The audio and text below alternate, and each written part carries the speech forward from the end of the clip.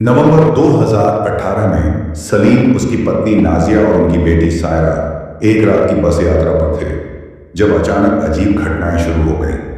बस जंगल के बीच में रुक गई और सायरा ने कहा कि एक सफेद कपड़े वाला आदमी उन्हें देख रहा है। ड्राइवर ने भी एक रहस्यमय आदमी को देखने का दावा किया, जिससे सभी यात्री भयभीत हो गए। जैसे जैसे रात बढ़ी, बस में खौफनाक घटनाएं और आवाजें सुनाई देने लगी, जिससे सलीम और उसके परिवार को यकीन हो गया कि कुछ अनजाना उनके चारों ओर है। तो दोस्तों, कहानी शुरू करने से पहले मुझे आपसे एक छोटी सी रिक्वेस्ट है कि अगर आप लोग मेरे चैनल पर नए हैं तो मेरे चैनल को सब्सक्राइब करें और मेरी वीडियो को लाइक करें। तो चलिए दोस्तों, बिना समय बर्बाद किए कहानी शुरू करते हैं। मैंने अभी तक अपनी जिंदगी में कभी इतना डर महसूस नहीं किया था जितना उस रात हुआ। ये बात नवंबर में हुई थी, 2018 की है। मैं सलीम अपनी पत्नी नाजिया और हमारी 6 साल की बेटी सायरा के साथ गोवा से मुंबई जाने वाली एक रात की बस में सफर कर रहा था। हमने यह यात्रा खास तौर पर एक शादी में शामिल होने के लिए प्लान की थी। गोवा में दिन भर घूमने के बाद हम थक चुके थे और इस सफर में आराम करने की उम्मीद कर रहे थे। बस में हमारी सीटें पिछली तरफ थीं। चारों तरफ लोग थे, कुछ सो रहे थे, कुछ धीमी आवाज में बातें कर रहे थे। नाजिया ने सायरा को अपनी गोद में सुला दिया और खिड़की से बाहर झांकने लगी। बाहर गहरी रात थी, हल्की बारिश हो रही थी और सड़कें सुनसान थीं। मैं भी अपनी सीट पर टेक लगाकर आंखें बंद करने की कोशिश कर रहा था, लेकिन नींद नहीं आ रही थी। रात के करीब 1 बजे का वक्त था। बस एक घने जंगल के बीच से गुजर रही थी। अचानक बस के ड्राइवर ने जोर से ब्रेक लगाया।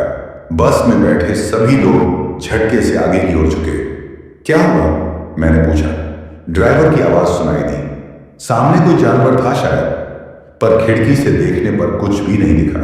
ड्राइवर ने बस फिर से चालू कर दी, लेकिन तभी मैंने कुछ अजीब महसूस किया। हमारे पीछे वाली खाली सीट से किसी के धीरे धीरे सांस लेने की आवाज आ रही थी। मैंने पलट कर देखा, लेकिन वहां कोई नहीं था। मेरे रोंगटे खड़े हो गए। मैंने नाजिया को भी यह बात बताई, लेकिन उसने कहा, तुम बस थकान महसूस कर रहे हो, कुछ नहीं है। बस धीरे धीरे आगे बढ़ रही थी। अगले आधे घंटे तक सब कुछ सामान्य लगा, लेकिन तभी कुछ ऐसा हुआ जिसने हमारी रात को कभी ना भूलने वाली बना दिया। बस के अंदर अचानक ठंडक पड़ गई। ऐसा लग रहा था जैसे किसी ने ऐसी फुल स्पीड पर चालू कर दिया हो, जबकि बस में ऐसी चल ही नहीं रहा था। सायरा अचानक नींद से जाग गई और रोने लगी। उसने कहा, अम्मी, वो आदमी मुझे देख रहा है। नाजिया और मैंने उसे चुप कराने की कोशिश की। कौन आदमी बेटा? यहां तो कोई नहीं है, मैंने कहा। सायरा ने खिड़की की ओर इशारा किया। मैंने बाहर देखा, लेकिन वहां सिर्फ अंधेरा था। नाजिया भी थोड़ा डर गई। तभी ड्राइवर ने फिर से ब्रेक लगाया, इस बार और जोर से। सभी यात्री घबरा गए। क्या हुआ अब? किसी ने पूछा। ड्राइवर ने कांपती हुई आवाज में कहा, सामने एक आदमी खड़ा था, लेकिन वो गायब हो गया। बस में एक सन्नाटा छा गया। ड्राइवर ने कुछ पल रुककर बस चलाने की कोशिश की, लेकिन बस स्टार्ट नहीं हो रही थी। चारों तरफ जंगल और घना अंधेरा था। यात्रियों के बीच हलचल मच गई। कुछ लोग उतरकर बस के बाहर देखने लगे, लेकिन कुछ भी असामान्य नहीं दिखा। तभी सायरा ने फिर कहा, वो आदमी अंदर आ गया है। यह सुनकर मैं और नाजिया सकते में आ गए। सायरा के चेहरे पर डर साफ झलक रहा था। मैंने उसे कसकर गले से लगा लिया और नाजिया ने कांपते हुए खिड़की के बाहर देखा, पर कुछ नहीं था। सायरा ने धीमे स्वर में कहा, पापा, वो आदमी हमें देख रहा है। उसने सफेद कपड़े पहने हैं। सुनकर मेरी रीढ़ में सिहरन दौड़ गई। बस के अंदर का माहौल अब पूरी तरह बदल चुका था। समय करीब 1:45 का हो चुका था। यात्री धीरे धीरे शांत हो रहे थे, लेकिन हर कोई कुछ अजीब महसूस कर रहा था। बस अभी भी स्टार्ट नहीं हो रही थी। ड्राइवर और कंडक्टर बाहर उतरकर इंजन देखने गए। बाहर का घना जंगल पूरी तरह शांत था। यहां तक कि झींगुरों की आवाज भी सुनाई नहीं दे रही थी। मैंने सायरा को ध्यान से देखा। उसकी आंखें बड़ी बड़ी हो गई थी, जैसे कुछ बेहद डरावना देख लिया हो। मैंने उसे पूछा, बेटा, क्या तुमने कुछ और देखा? उसने धीरे से सिर हिलाया। वो आदमी हमें बस के बाहर खड़ा होकर देख रहा था और फिर वो गायब हो गया। नाजिया ने सहमते हुए कहा, सलीम, ये बच्ची सिर्फ डरी हुई है। हो सकता है उसे सपना आया हो। लेकिन उसकी आवाज में भी आत्मविश्वास नहीं था। तभी बस में बैठे एक बुजुर्ग आदमी जिनका नाम रफीक चाचा था, उन्होंने कहा, ऐसा कुछ नहीं है, ये इलाका थोड़ा अजीब है, पर हम सभी सुरक्षित हैं। उनके शब्दों ने थोड़ी राहत दी, लेकिन माहौल अभी भी बोझिल था। करीब 2 बजे का वक्त था। अचानक बस के पीछे की खिड़की पर जोर से थपथपाने की आवाज आई। सबने पलट कर देखा, लेकिन वहां कुछ नहीं था। इस बार बस के सारे यात्री डर गए। एक महिला जिसकी गोद में छोटा बच्चा था जोर से रोने लगी। कंडक्टर वापस आया और घबरा कर कहा, ड्राइवर ने कहा कि वो यहां और नहीं रुकेगा, पर बस स्टार्ट ही नहीं हो रही। मैंने रफीक चाचा की तरफ देखा। उन्होंने धीमे स्वर में कहा, मैंने पहले भी इस इलाके के बारे में सुना है, यहां कोई गाड़ी लंबे समय तक नहीं रुक सकती। मैं उनके शब्दों का मतलब समझने की कोशिश कर ही रहा था कि एक और आवाज आई। इस बार ऐसा लगा जैसे कोई बस के ऊपर चल रहा हो। सब यात्री खामोश हो गए। मेरी नजर नाजिया पर पड़ी। उसका चेहरा सफेद पड़ चुका था। उसने सायरा को और भी जोर से पकड़ा। यहां से निकलने का कुछ करना होगा, मैंने कंडक्टर से कहा, लेकिन उसने चुपचाप खड़े रहकर बस के दरवाजे की तरफ इशारा किया। बस का दरवाजा खुला था और तभी एक हल्की सी सरसराहट महसूस हुई, जैसे कोई अंदर आया। मैंने जोर से आवाज लगाई, कौन है? पर कोई जवाब नहीं आया।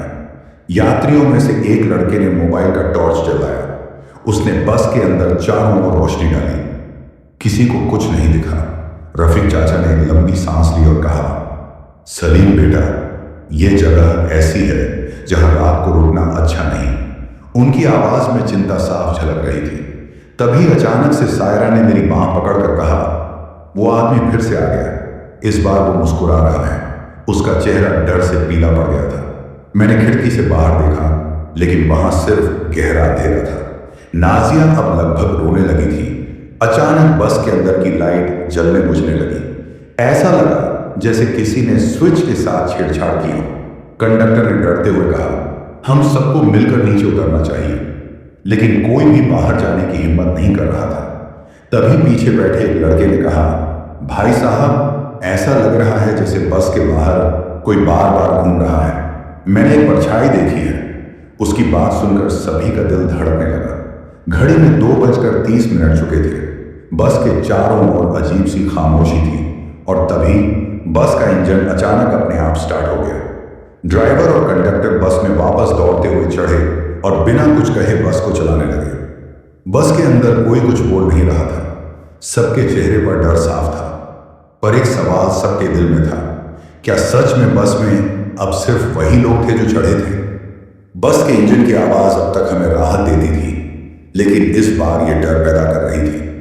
ड्राइवर ने स्पीड तेज कर दी थी और बस हिचकोले खाते हुए घुमावदार सड़कों पर दौड़ रही थी।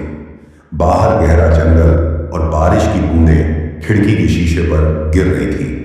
घड़ी अब 2:45 दिखा रही थी। बस के अंदर हर किसी का चेहरा सफेद पड़ा था। कोई कुछ कहने की हिम्मत नहीं कर रहा था। सायरा की हालत और बिगड़ने लगी थी।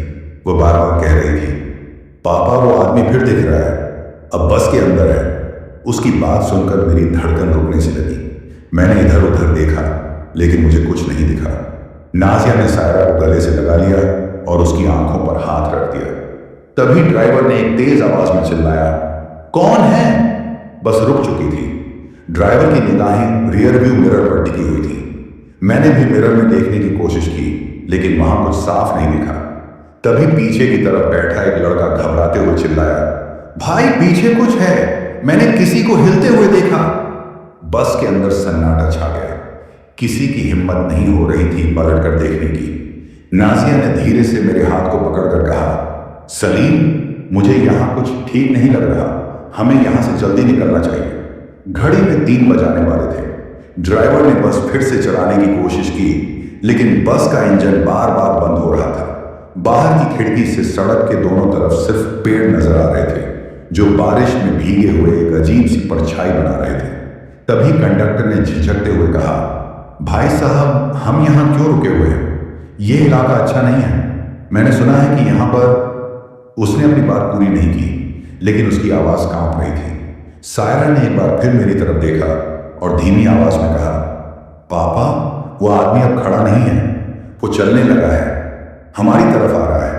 उसकी इस बात ने मेरे पूरे शरीर को जकड़ दिया। मैंने बाहर देखा, लेकिन अंधेरे में कुछ भी साफ नहीं दिख रहा था। तभी बस की लाइट्स एक बार फिर जलने और बुझने लगी। यात्रियों में से कुछ ने प्रार्थना करना शुरू कर दिया। रफीक चाचा, जो अब तक शांत थे, धीरे से बोले, सलीम बेटा, मुझे लगता है कि यह जगह हमारे लिए नहीं है। हमें कुछ ना कुछ करना होगा। ड्राइवर ने हिम्मत जुटाकर बस स्टार्ट की और इस बार बस ने स्पीड पकड़ ली। अब बस के अंदर कोई आवाज नहीं थी, सिर्फ इंजन की गड़गड़ाहट सुनाई दे रही थी। लेकिन अचानक पीछे से एक बच्चे के रोने की आवाज आई। सभी यात्रियों ने पलट कर देखा। एक महिला जिसकी गोद में बच्चा था, उसने डरते हुए कहा, मेरा बच्चा तो सो रहा है, यह आवाज किसकी है? रोने की आवाज तेज होती जा रही थी। ऐसा लग रहा था जैसे कोई हमारे बीच में खड़ा होकर रो रहा हो। रफीक चाचा ने अपने बैग से एक ताबीज निकाला और बुदबुदाने लगे, लेकिन इससे भी माहौल शांत नहीं हुआ। ड्राइवर ने डरते हुए कहा, अब मैं इस बस को नहीं रोकूंगा, चाहे कुछ भी हो जाए। घड़ी में 3:30 हो चुके थे। बस अब एक सुनसान गांव के पास से गुजर रही थी। वहां एक भी घर में रोशनी नहीं थी। ऐसा लग रहा था जैसे पूरा गांव सोया हुआ हो या पूरी तरह खाली हो। एक यात्री ने कहा, भाई यहां कुछ गलत है, मैंने इस इलाके को पहले कभी नहीं देखा। ड्राइवर ने जवाब दिया, मैं भी यही सोच रहा हूं, इस सड़क पर कभी ऐसा गांव नहीं देखा।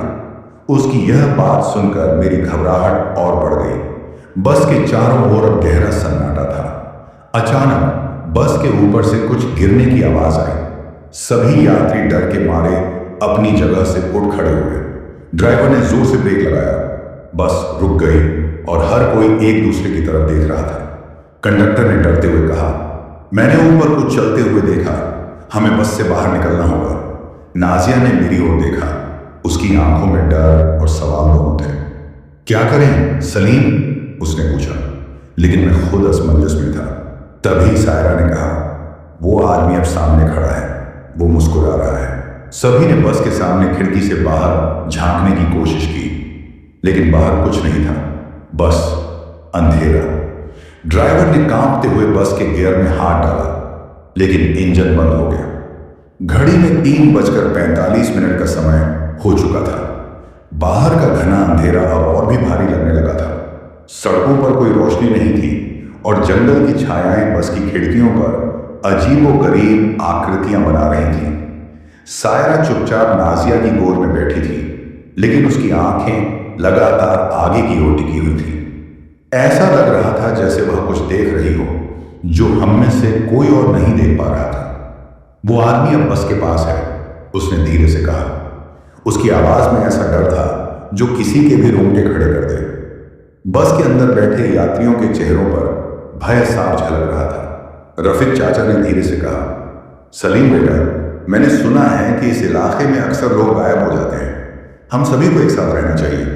उनकी बात सुनकर मैं और भी बेचैन हो गया। ड्राइवर ने बस को स्टार्ट करने की कोशिश की, लेकिन यह अब पूरी तरह से बंद हो चुकी थी।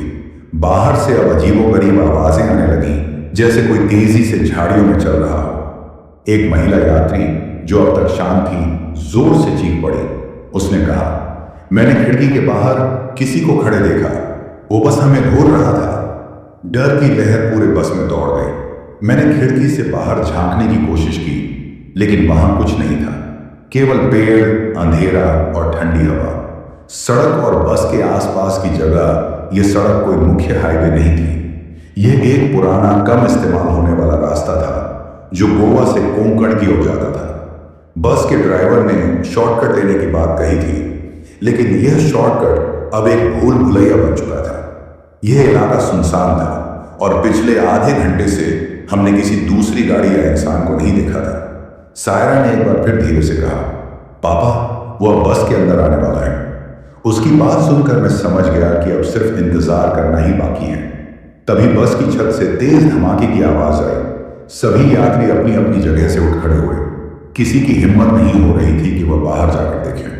कंडक्टर ने डरते हुए कहा, भाई साहब, यह बस हमें छोड़कर आगे नहीं बढ़ेगी। ड्राइवर ने उसे डांटते हुए कहा, चुप रहो, सबको और डरा मत। अजीबोगरीब घटनाएं शुरू होती हैं।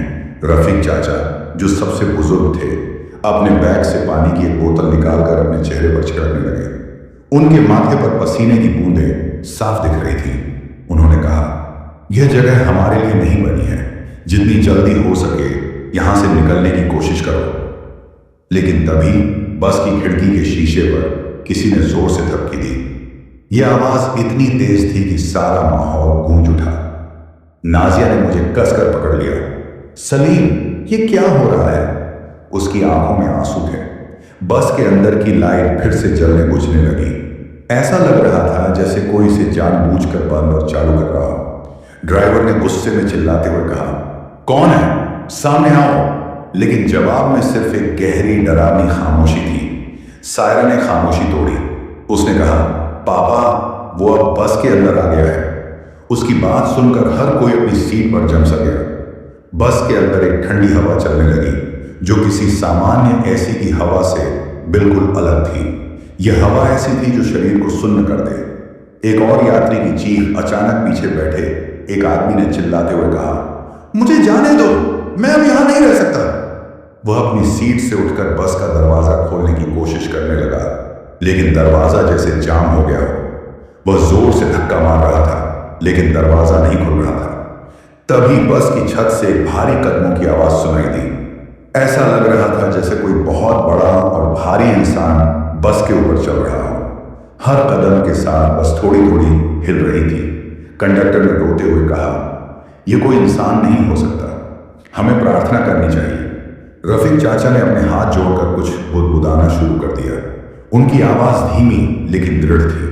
सायरा ने मुझे देखा और कहा, पापा, वो अब हमें देखने आया है। उसकी आंखें खिड़की की तरफ देख रही थी। मैंने बाहर झांकने की हिम्मत की, लेकिन वहां कुछ नहीं था। घड़ी का वक्त और बढ़ता डर। घड़ी अब 4 बजाने वाली थी। बाहर अभी भी अंधेरा छाया हुआ था। बारिश तेज हो गई थी और बस के शीशों पर पानी की बूंदें बह रही थी। ड्राइवर ने एक आखिरी बार कोशिश की और इंजन को स्टार्ट किया। इस बार बस ने चलना शुरू कर दिया। यात्रियों में थोड़ी राहत महसूस हुई, लेकिन तभी सायरा ने एक बार फिर कहा, वो आदमी अब हमारी बस के साथ साथ चल रहा है। ड्राइवर ने बस की स्पीड बढ़ा दी। अब बस 80 से 90 की रफ्तार से घुमावदार और पतली सड़क पर दौड़ रही थी। बाहर बारिश और तेज हो गई थी। बस की खिड़कियों पर पानी के गिरते बूंदों की आवाज माहौल को और डरावना बना रही थी। घड़ी ने 4 बजाने का संकेत दिया, लेकिन बाहर अभी भी गहरा अंधेरा था। सायरा की बात ने हर किसी को खामोश कर दिया। वो आदमी अब हमारी बस के साथ साथ चल रहा है, उसने कहा। मैं अपने पूरे साहस के साथ खिड़की से बाहर झांकने की कोशिश कर रहा था, मगर अंधेरे में कुछ साफ नजर नहीं आ रहा था, सिर्फ पानी के बहाव और झाड़ियों की हलचल। तभी ड्राइवर ने अचानक एक तेज हॉर्न बजाया। सभी ने डरते हुए उससे पूछा, क्या हुआ? उसने कांपती हुई आवाज में कहा, सामने सड़क पर कोई खड़ा था, पर जब करीब पहुंचा तो गायब हो गया। उसकी बात सुनकर कंडक्टर का चेहरा सफेद पड़ गया। बस में बढ़ता तनाव, बस के अंदर का माहौल और भारी हो चुका था। हर किसी के मन में डर बढ़ता जा रहा था। पीछे बैठे रफीक चाचा ने एक औरत से कहा, बेटी, तुम्हारा बच्चा ठीक है ना? उस महिला ने कांपती आवाज में जवाब दिया, हाँ चाचा, पर वो अचानक बहुत ठंडा महसूस कर रहा है। उसका शरीर एकदम ठंडा हो गया है। सायरा चुपचाप मेरी गोद में बैठी थी। वह अब बार बार कह रही थी, पापा, वो अब खिड़की से अंदर झांक रहा है। मेरी सांसें अटकने लगी। मैंने उसकी बात अनसुनी करने की कोशिश की, लेकिन वह बार बार खिड़की की ओर इशारा कर रही थी। बस का रुकना और बढ़ती अनहोनी। ड्राइवर ने तेज आवाज में कहा, अब यह बस नहीं चलेगी, इंजन में कुछ अजीब आवाज आ रही है। बस फिर से रुक गई। यह जगह और भी सुनसान थी। कोई गांव, कोई घर या गाड़ी का नामो निशान नहीं था। सिर्फ बारिश, घना जंगल और अंधकार। कंडक्टर ने बाहर उतरने की कोशिश की। उसने बस का दरवाजा खोला, लेकिन जैसे ही उसने पहला कदम रखा, वह जोर से चीख पड़ा, यहां कुछ है, यहां कुछ है। वह वापस बस में चढ़ गया और दरवाजा बंद कर दिया। ड्राइवर ने कंडक्टर को झिड़कते हुए पूछा, क्या देखा? कंडक्टर ने हाँफते हुए जवाब दिया, मुझे ऐसा लगा जैसे किसी ने मेरा हाथ पकड़ लिया। कोई दिखा नहीं, लेकिन कुछ था। अब बस में सभी यात्री पूरी तरह सहमे हुए थे। किसी को समझ नहीं आ रहा था कि क्या हो रहा है। तभी एक आदमी जो अब तक चुप था बोला, यह जगह शापित है। मैंने इस सड़क के बारे में सुना है। यहां कई गाड़ियां गायब हो चुकी हैं। जो लोग बचते हैं वो भी कभी ठीक से बता नहीं पाते कि उनके साथ क्या हुआ। सायरा की चेतावनी सायरा ने फिर से मेरी गोद में सिर टिकाते हुए कहा, पापा वो अब अंदर आ गया है। उसके इस वाक्य ने मेरे दिमाग को सुन्न कर दिया। नाजिया ने उसे कस कर पकड़ लिया। कुछ नहीं है बेटा, सब ठीक है, उसने कहा, लेकिन उसकी आवाज में आत्मविश्वास नहीं था। तभी बस की छत पर किसी के भारी कदमों की आवाज सुनाई दी। यह आवाज इतनी तेज और स्पष्ट थी कि सभी यात्री अपनी अपनी सीटों पर सिमट गए। कदमों की आवाज धीरे धीरे आगे से पीछे की ओर बढ़ रही थी। ड्राइवर ने अपनी जगह से उठकर देखने की कोशिश की, लेकिन वह भी डर के मारे वापस बैठ गया। कोई ऊपर है, उसने फुसफुसाते हुए कहा। रफीक चाचा का सुझाव। रफीक चाचा ने कहा, यह जगह हमें छोड़ने नहीं देगी, हमें एक साथ रहना होगा। मैं कुछ दुआएं जानता हूं जो हमें मदद कर सकती हैं, लेकिन हमें शांत रहना होगा। बस के अंदर हर किसी ने उनके सुझाव पर सिर हिलाया। सबने अपने अपने तरीके से प्रार्थना शुरू कर दी, लेकिन तभी बस की सभी खिड़कियों पर किसी के नाखूनों से खरोंचने की आवाज सुनाई दी। यह आवाज इतनी डरावनी थी कि हर किसी का खून जम गया। नाजिया ने डरते हुए कहा, सलीम, ये क्या हो रहा है? ये कोई इंसान नहीं हो सकता। मैंने उसकी बात का कोई जवाब नहीं दिया। मैं खुद समझ नहीं पा रहा था कि क्या करूं। घड़ी और माहौल घड़ी अब सुबह के 5 बजाने वाली थी। बाहर की बारिश अब रुक चुकी थी, लेकिन अंधेरा और भी गाढ़ा हो गया था। ऐसा लग रहा था जैसे सूरज उगने का नाम ही नहीं लेगा। बस के चारों ओर घने पेड़ों का साया और बढ़ चुका था। तभी ड्राइवर ने फिर से बस स्टार्ट करने की कोशिश की। इस बार इंजन चालू हो गया, लेकिन एक अजीब सी गंध बस के अंदर भरने लगी। यह गंध ऐसी थी जैसे कुछ जल रहा हो। सभी यात्री एक दूसरे को देखने लगे। सायरा ने धीरे से कहा, अब वो हमें यहां से जाने नहीं देगा। उसकी इस बात ने सबको और डरा दिया। ड्राइवर ने एक बार फिर बस को गति दी। अब बस धीमी गति से एक अजनबी और सुनसान रास्ते पर चल रही थी। बाहर का माहौल अब और खतरनाक लग रहा था। सड़क किनारे उगाए ऊंचे ऊंचे पेड़ और उनके साए ऐसा लग रहे थे जैसे वे हमारे हर कदम का पीछा कर रहे हों। समय सुबह के 5:10 हो चुका था, लेकिन रात का अंधेरा और गाढ़ा हो रहा था। सायरा नाजिया की गोद में सिमट गई थी। वह कुछ बोल नहीं रही थी, लेकिन उसकी आंखें हर कोने को इस तरह घूर रही थी जैसे उसे कुछ दिख रहा हो। मैंने अपनी बेटी को संभालते हुए नाजिया से कहा, हिम्मत रखो, हम सब ठीक हो जाएंगे, बस सेफ जगह पहुंचने की देर है। लेकिन मेरी आवाज खुद मुझे खोखली लग रही थी। ड्राइवर की घबराहट ड्राइवर ने अचानक बस रोक दी। अब मैं और नहीं चला सकता, उसने कांपते हुए कहा। सामने एक मोड़ है, लेकिन मुझे लगता है ये सड़क कहीं खत्म हो जाएगी। ऐसा लग रहा है जैसे हम कहीं फंसे हुए हैं। उसकी बात सुनकर यात्रियों के बीच खलबली मच गई। रफीक चाचा, जो अब तक शांत थे, खड़े हुए और बोले, बेटा गाड़ी मत रोक, यहां रुकना सबसे बड़ी गलती होगी। चाहे कोई आवाज सुनाई दे, कोई दिखाई दे, पर रुकना नहीं। उनकी बात सुनकर ड्राइवर ने हाँ में सिर हिलाया, लेकिन उसकी आंखों में डर साफ झलक रहा था। अचानक बस के ऊपर की हलचल, जैसे ही बस फिर से चलने लगी, छत पर किसी के दौड़ने की तेज आवाज आई। ऐसा लगा जैसे कोई ऊपर इधर उधर दौड़ रहा हो। यह आवाज इतनी साफ और भारी थी कि पूरे बस में हड़कंप मच गया। कंडक्टर ने कांपते हुए कहा, भाई ये क्या है? कोई है या फिर ये बस का शोर है? ड्राइवर ने बिना कुछ कहे बस की रफ्तार और तेज कर दी। बाहर सड़क अब और भी अजीब लग रही थी। यह रास्ता पूरी तरह घुमावदार था और हर मोड़ पर ऐसा लगता था जैसे बस किसी खाई में गिर जाएगी। खिड़की के बाहर के पेड़ धीरे धीरे और बड़े और डरावने नजर आने लगे थे। सायरा का डर। सायरा ने धीमे स्वर में कहा, पापा वो आदमी अब सबके ऊपर से गुजर रहा है। उसकी बात सुनकर मेरी धड़कन रुक गई। मैंने खिड़की से बाहर देखने की कोशिश की, लेकिन कुछ भी साफ नजर नहीं आ रहा था। पर मुझे भी अब ऐसा महसूस हो रहा था जैसे बस के ऊपर कोई सच में चल रहा हो। नाजिया ने सायरा को जोर से पकड़ा और बोली, सब ठीक है बेटा, कुछ नहीं होगा। लेकिन उसकी आवाज भी कांप रही थी। बस की खिड़की पर दस्तक। तभी बस की खिड़कियों पर किसी के दस्तक देने की आवाज सुनाई दी। यह आवाज इतनी तेज और अचानक थी कि हर कोई चौंक गया। एक यात्री चिल्लाया, क्या हो रहा है? कोई बाहर है क्या? लेकिन खिड़की से बाहर झांकने पर सिर्फ घना अंधेरा और बारिश दिखाई दे रही थी। रफीक चाचा ने फिर से दुआ पढ़नी शुरू कर दी। उनकी आवाज में बेचैनी थी, लेकिन उनका विश्वास दृढ़ लग रहा था। उन्होंने सभी से कहा, अपने मन में शांत रहो, जितना घबराओगे उतना ये सब बढ़ेगा। ड्राइवर की चीख ड्राइवर ने अचानक जोर से चीख मारी। उसने बस के ब्रेक लगाया और कहा, सामने कोई खड़ा है, सफेद कपड़े में, आंखें, उसकी आंखें अजीब हैं। वह कांपते हुए अपनी सीट पर गिर पड़ा। मैंने ड्राइवर के बगल में जाकर बाहर देखा, लेकिन वहां कुछ भी नहीं था, सिर्फ घना कोहरा और सड़क।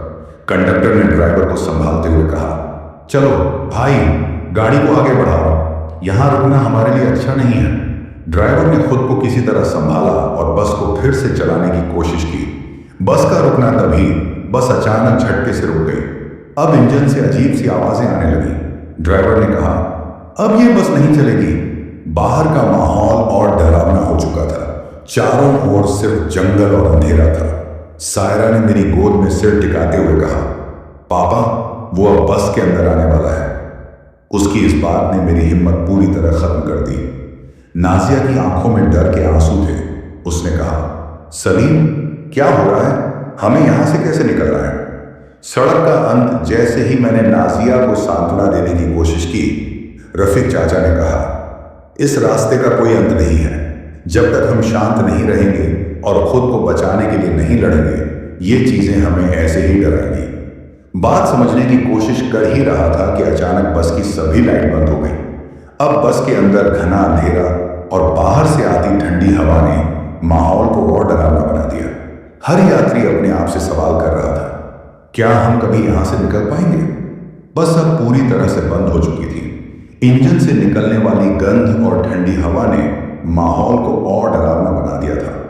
घड़ी में सुबह के 5 बज चुके थे, लेकिन अंधेरा अभी भी वैसा ही गाढ़ा था जैसे रात का मध्य समय हो। यात्रियों के चेहरों पर चिंता और डर साफ झलक रहा था। हर कोई अपनी सीट पर सिमटा हुआ था, लेकिन डर के कारण किसी की आवाज नहीं निकल रही थी। ड्राइवर का बड़बड़ाना, ड्राइवर अब खुद को संभाल नहीं पा रहा था। वह अपनी सीट पर सिर झुकाकर कुछ बड़बड़ा रहा था।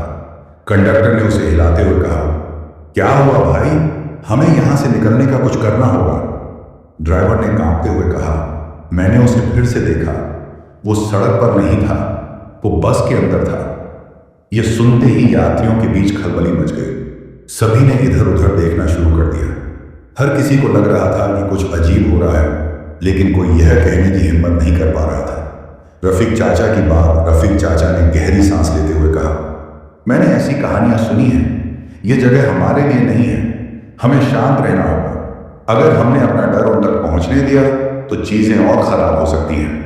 उनकी बात सुनकर मैंने उनसे पूछा, चाचा, आप ऐसा क्यों कह रहे हैं? क्या आपको पता है कि यह सब क्यों हो रहा है? चाचा ने धीरे से जवाब दिया, यह कोई साधारण जंगल नहीं है। यहां अक्सर ऐसा होता है। मैं यहां से गुजरा हूं, लेकिन हमेशा दिन में, रात में इस जगह को छोड़ने में ही भलाई है। सायरा की चेतावनी। सायरा, जो अब तक चुप थी, उसने अचानक कहा, पापा, वो अब हमारी बस में सबसे पीछे बैठा है। उसकी इस बात ने पूरे माहौल को और भी भयानक बना दिया। मैंने घबराते हुए पीछे देखा, लेकिन वहां सिर्फ खाली सीटें थीं। फिर भी ऐसा लग रहा था जैसे सीटों के पीछे कुछ छिपा हो। नाजिया ने सायरा को गले से लगाते हुए कहा, कुछ नहीं है बेटा, सब ठीक है। लेकिन उसकी आवाज भी कांप रही थी। एक यात्री का निर्णय तभी बस में बैठे एक युवक ने खड़े होकर कहा, मैं बाहर जाकर देखता हूं, हमें यहां से निकलने का कोई रास्ता ढूंढना होगा। सभी ने उसे रोकने की कोशिश की, लेकिन वह नहीं रुका। उसने दरवाजा खोला और बाहर कूद गया। जंगल की ठंडी हवा बस के अंदर तक आ गई। वह युवक कुछ कदम आगे बढ़ा और फिर अचानक रुक गया। उसने चिल्लाते हुए कहा, यहां कुछ है, मुझे कुछ देख रहा है। उसकी आवाज तेजी से दूर होती गई, जैसे वह भाग रहा हो, और फिर एकदम खामोशी छा गई। डर का बढ़ना, उस युवक की चीखें और उसके अचानक गायब होने ने हर किसी को सुन्न कर दिया। बस के अंदर सन्नाटा इतना गहरा था कि लोगों की सांसें भी सुनाई दे रही थी। मैंने ड्राइवर से कहा, हमें यहां नहीं रुकना चाहिए, बस को किसी तरह आगे बढ़ाओ। ड्राइवर ने कांपते हुए कहा, मैंने कोशिश की, लेकिन बस आगे नहीं बढ़ेगी। यह जगह हमें यहां रोकना चाहती है। बस की छत पर कुछ भारी, तभी बस की छत पर किसी भारी चीज के गिरने की तेज आवाज आई। ऐसा लग रहा था जैसे कोई या कुछ पूरी ताकत से बस के ऊपर कूदा। सभी यात्री अपनी अपनी सीटों पर सिमट गए। एक महिला जिसने अपने बच्चे को कसकर पकड़ रखा था रोने लगी। सायरा ने मेरी ओर देखते हुए कहा, पापा, वो अब हमारे बहुत करीब है। उसकी आंखों में अजीब सी चमक थी जो मुझे और भी डरा रही थी। मैंने नाजिया से कहा, हम बस के अंदर रहेंगे, बाहर कुछ भी हो हमें यहां से निकलने का रास्ता ढूंढना होगा। रास्ते का अंत ड्राइवर ने एक आखिरी बार कोशिश की। उसने बस को स्टार्ट करने के लिए गियर बदलने की कोशिश की। इस बार इंजन चालू हो गया। सभी ने राहत की सांस ली। लेकिन जैसे ही बस ने आगे बढ़ना शुरू किया, सड़क अचानक खत्म हो गई। बस अब एक संकरी जगह पर खड़ी थी जिसके आगे गहरी खाई थी। ड्राइवर ने बस रोक दी और हाँफते हुए कहा, यह रास्ता मुझे पहले कभी नहीं दिखा। ऐसा लगता है जैसे यह अचानक बना हो। खिड़की पर एक चेहरा, तभी बस की खिड़की पर एक चेहरा नजर आया। यह चेहरा किसी इंसान का नहीं था। उसकी आंखें एक अजीब चमक लिए हुए थी और उसके होंठ एक भयानक मुस्कान के साथ खींचे हुए थे। उसने खिड़की पर हाथ मारा और बस के अंदर हर कोई चीख उठा। सायरा ने मेरी गोद में सिर छिपा लिया। उसने कहा, पापा, अब वो हमें लेने आ गया है। उसकी यह बात मेरे दिल में उतर गई। मैंने खिड़की के बाहर देखा, लेकिन अब वहां कुछ नहीं था, बस सन्नाटा और खाई के नीचे की गहराई। समाप्त नहीं, बस के इंजन की आवाज फिर से बंद हो गई। चारों ओर अजीब सी खामोशी छा गई। यात्रियों में से एक ने धीरे से कहा, क्या हम यहां से कभी वापस जा पाएंगे? घड़ी में सुबह के 5:45 हो चुके थे। आसमान अभी भी गाढ़े अंधेरे में लिपटा हुआ था। ठंडी हवा जंगल के सन्नाटे को और डरावना बना रही थी। खाई के पास खड़ी बस का इंजन बंद हो चुका था और यात्रियों की सांसें मानो थम गई थी। रफीक चाचा ने दुआ पढ़ते हुए कहा, सब्र रखो बेटा, ये वक्त भी गुजर जाएगा। लेकिन उनकी आवाज में भी डर साफ झलक रहा था। बस के बाहर की हलचल, खिड़की के बाहर पेड़ों के बीच कुछ हलचल सी महसूस हो रही थी। ऐसा लग रहा था जैसे कोई परछाई इधर उधर घूम रही हो। नाजिया ने घबराते हुए कहा, सलीम, बाहर क्या है? यह जगह इतनी डरावनी क्यों लग रही है? मैंने उसकी तरफ देखा और धीमे से कहा, शायद ये हमारी परछाई खेल रही है, लेकिन हमें घबराने की जरूरत नहीं है। सायरा, जो अब तक चुप थी, उसने अचानक कहा, पापा, वो अब अंदर आ रहा है। उसकी इस बात ने मेरी रीढ़ में ठंडक भर दी। मैंने उसे गले लगाते हुए कहा, कुछ नहीं होगा बेटा, मैं हूं ना तुम्हारे साथ। एक यात्री का साहस तभी पीछे की सीट पर बैठे एक युवा लड़के, जिसका नाम राजेश था, ने खड़े होकर कहा, हम यहां ऐसे बैठे नहीं रह सकते, हमें कुछ करना होगा। अगर हम यूं डरते रहे तो कुछ भी ठीक नहीं होगा। राजेश ने बस के बाहर जाने की कोशिश की। रफीक चाचा ने उसे रोका, बेटा, यह जगह साधारण नहीं है। जो बाहर गया वो वापस नहीं आया, तुम भी मत जाओ। लेकिन राजेश ने कहा, चाचा, अगर हमने यहां से बाहर निकलने का कोई रास्ता नहीं ढूंढा तो हम यहीं फंस जाएंगे। बाहर का रहस्य। राजेश बस से बाहर निकला। उसके कदमों की आवाज धीरे धीरे जंगल में गुम हो गई। सभी यात्री अपनी सीटों पर सहमे बैठे थे। कुछ मिनटों तक खामोशी छाई रही। अचानक एक भयानक चीख सुनाई दी। यह राजेश की आवाज थी। उसने चिल्लाते हुए कहा, यहां से भागो, ये जगह। और फिर उसकी आवाज हमेशा के लिए खामोश हो गई। बस का चलना। ड्राइवर ने कांपते हुए कहा, अब और देर नहीं कर सकते, किसी तरह इस बस को आगे बढ़ाना होगा। उसने इंजन स्टार्ट करने की कोशिश की और आश्चर्यजनक रूप से इंजन चालू हो गया। बस धीमे धीमे खाई के किनारे से वापस मुड़ने लगी। सभी यात्रियों ने राहत की सांस ली। रोशनी की किरण जैसे ही बस ने आगे बढ़ना शुरू किया, सड़क के अंत में एक हल्की रोशनी नजर आई। ऐसा लग रहा था जैसे यह रोशनी कहीं से मदद का संकेत हो। ड्राइवर ने तेजी से बस को उस रोशनी की ओर बढ़ाया। सायरा ने मुस्कुराते हुए कहा, पापा, वो हमें बचाने आया है। उसकी मासूम आवाज ने माहौल में थोड़ी राहत ला दी। मैंने नाजिया की ओर देखा और कहा, शायद अब सब ठीक हो जाएगा। एक नया मोड़। रोशनी के करीब पहुंचते ही पता चला कि यह एक छोटा सा चाय का ढाबा था। वहां कुछ स्थानीय लोग बैठे थे जो बस को आते देख खड़े हो गए। उन्होंने ड्राइवर से पूछा, आप लोग इस समय यहां कैसे पहुंचे? ये रास्ता तो सालों से बंद है। ड्राइवर ने थके हुए स्वर में कहा, हमें भी नहीं पता, लेकिन हम यहां तक किसी तरह पहुंच गए। ढाबे के मालिक ने सभी यात्रियों को चाय और बिस्कुट दिए और कहा, आप लोग अब सुरक्षित हैं, लेकिन इस जगह से जितनी जल्दी हो सके चले जाइए। सायरा का रहस्य। सायरा ने ढाबे के बाहर खड़े होकर आसमान की ओर देखा और मुस्कुराई। मैंने उससे पूछा, क्या देख रही हो बेटा? उसने धीरे से कहा, वो अब हमें परेशान नहीं करेंगे, उन्होंने हमें माफ कर दिया है। मैंने उसे गले लगाते हुए कहा, सब खत्म हो गया, अब हम सुरक्षित हैं। लेकिन उसके शब्द मेरे दिमाग में गूंजते रहे। क्या सच में सब खत्म हो गया था, या यह सिर्फ शुरुआत थी, समाप्त नहीं?